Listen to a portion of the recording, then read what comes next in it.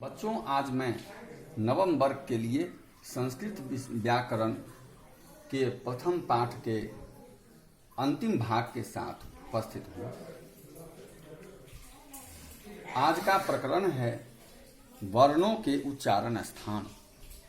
इससे पहले आपने वर्ण की परिभाषा, वर्ण भेद, वर्ण की मात्राएं, इन सबों का अध्ययन किया और वर्ण विचार के अंतर्गत अब अंतिम जो प्रकरण है अर्थात वर्णों के उच्चारण स्थान, इसको मैं अब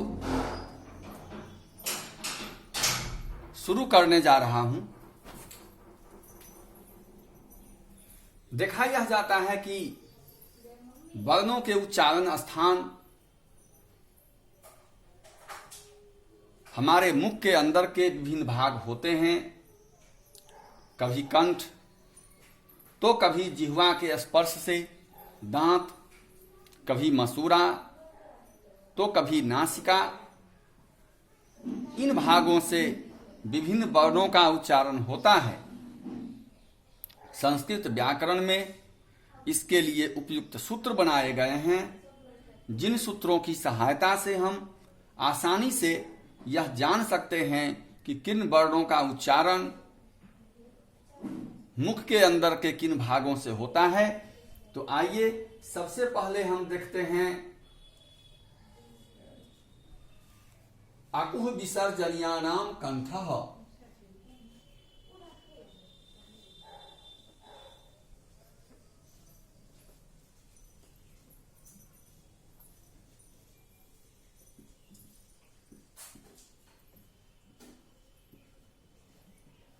अकुह विसर्जनीयानाम कंठः। अब हम इसका अर्थ समझते हैं कि इसका अर्थ क्या है। तो यहां अ का अर्थ है ओ और आ। फिर कु का अर्थ है कवर्ग के शुरू के 4 अक्षर क, ख, ग, घ। इसके बाद ह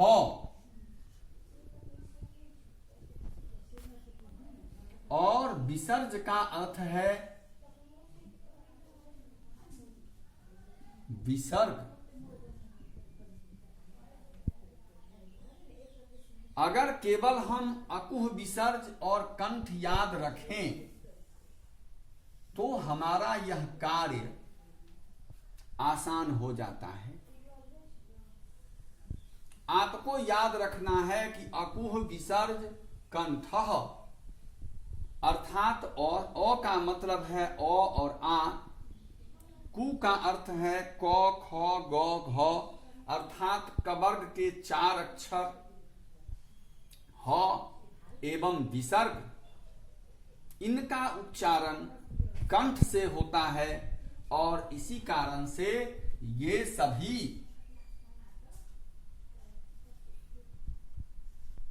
कंठ वर्ण कहलाते हैं।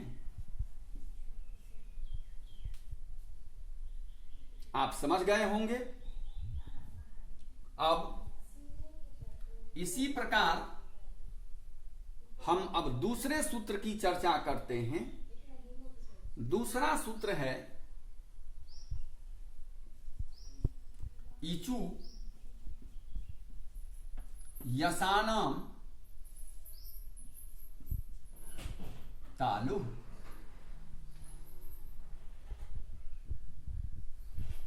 यहां भी मतलब बिल्कुल स्पष्ट है, कहीं कोई कंफ्यूजन नहीं है। आप केवल इन 4 अक्षरों पर ध्यान दे दें तो आपको पूरी तरह से स्पष्ट हो जाएगा। ई का अर्थ है हर्ष ई एवं दीर्घ ई। ध्यान दीजिए, ई का अर्थ है हर्ष ई एवं दीर्घ ई। चू का अर्थ है चवर्ग के शुरू के 4 अक्षर अर्थात चौ, छ, ज एवं झ। तो चू का अर्थ है चवर्ग के 4 अक्षर चौ, छ, ज एवं झ। उसके बाद य और य के बाद है तालव्य श। तो ये सारे तालव्य वर्ण कहलाते हैं।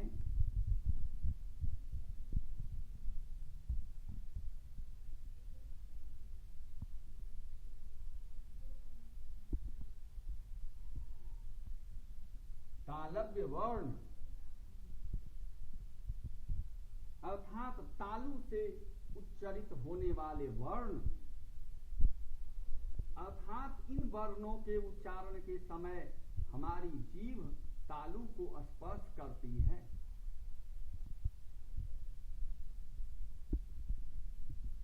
हो सकता है आपको एक बात में कंफ्यूजन हो, आपको शंका हो कि तालु हम किसे कहते हैं, तो आप अपने मुख के अंदर जीभ को ऊपर ले जाइए और ऊपर जाकर जीभ जिस स्तर को स्पर्श करती है, जिस स्तर को छूती है, वही तालु है।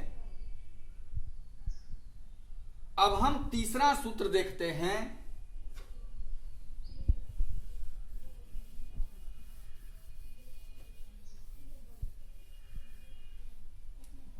हमारा तीसरा सूत्र है ऋतु रसानाम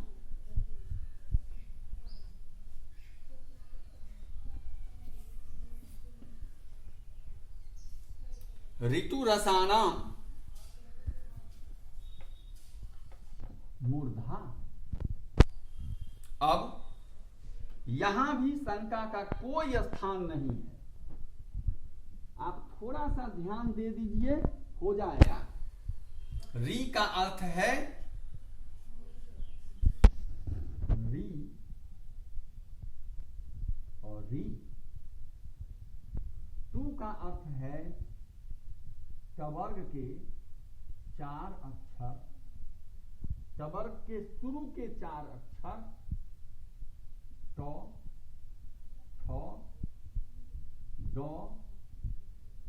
ढ। टवर्ग के शुरू के 4 अक्षर ट, ठ, ड एवं ढ, ये